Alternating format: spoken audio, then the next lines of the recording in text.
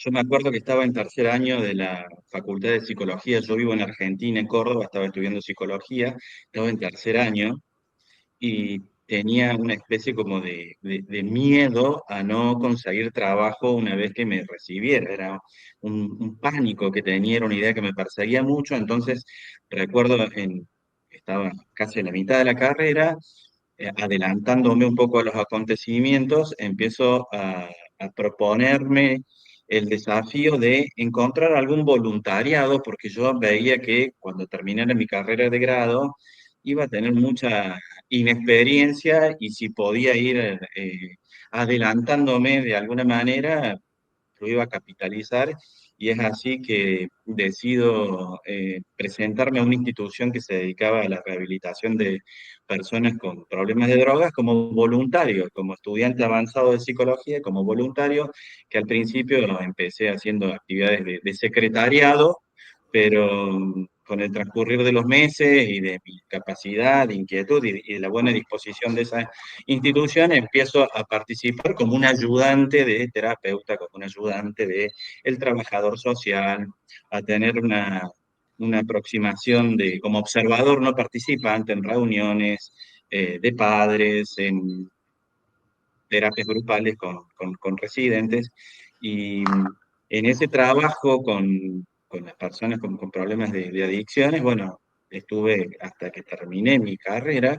y recuerdo que había algo que me llamaba mucho, mucho la atención, que en los grupos de psicoterapia eran los patrones repetidos de algunas historias que tenían que ver con el bajo desempeño académico y con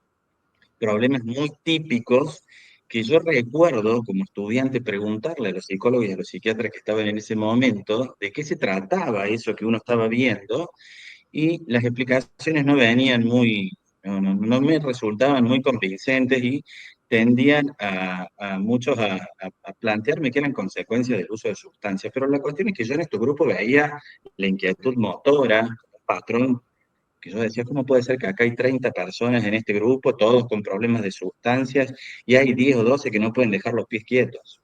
O hay 10 o 12 que hay que hacerle dos veces la pregunta porque se distraen. ¿Y por qué de estos 30 que están acá, a la gran mayoría les fue mal en la escuela, pero sin embargo son inteligentes y tuvieron que hacer la escolaridad en varias escuelas? Son preguntas que me hacía de la simple observación y de tener, no sé,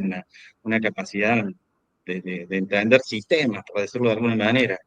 Recuerdo que preguntaba mucho sobre esto y la respuesta siempre son las consecuencias del consumo de sustancias. Te estoy hablando del año 1998, 1999, como para situarnos un poco. Muy poco internet, muy poco acceso a información, sin embargo, no, yo sabía que algo ahí había, pero no podía terminar de entender de qué era.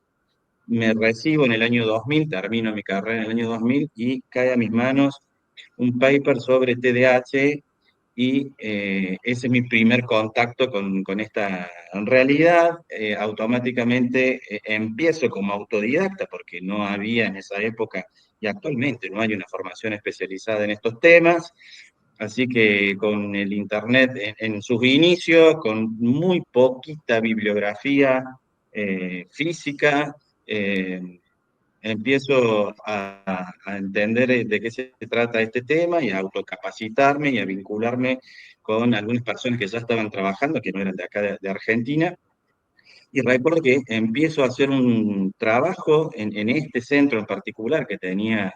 servicios ambulatorios de centro de día e internación, pero era una población de más o menos de 60 residentes. Recuerdo haber hecho un screening sobre TDAH,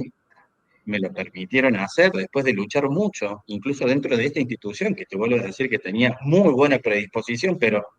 empiezo a descubrir esta doble realidad y bueno, y los resultados fueron sorprendentes y ahí hago yo una crisis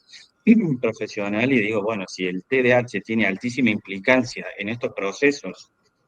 de consumo de sustancias y yo estoy llegando al final de un proceso, me planteé que quería estar al comienzo de la historia TDAH y es así que ahí hago un giro y empiezo a trabajar en una escuela, lo cual me pareció fascinante el trabajo en escuela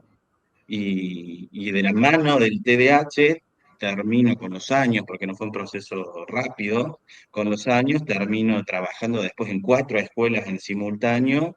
y trabajando y generando y creando un modelo de gestión escolar que atiende perfectamente a la diversidad, y la idea es llegar antes de que las consecuencias secundarias empiecen a acumularse. Y bueno, un poco respondiendo a tu pregunta, esa es mi historia de haber, creo, comenzado por el final y haber dicho, bueno, creo que voy a ser más útil en los comienzos, y es así que decido meterme en el tema de escuelas y meterme también mucho en el tema de divulgación. Yo desde el año 2014 que hacía vivos en Facebook, muy solitariamente, pero desde mucho tiempo, porque creo que esto es muy importante justamente para llegar a tiempo, y sigo aún trabajando en modelos, en un modelo particular de gestión, hoy todo remoto, y con la idea, vuelvo a decir, de llegar en la primera infancia a la detección precoz, que es lo que mejores resultados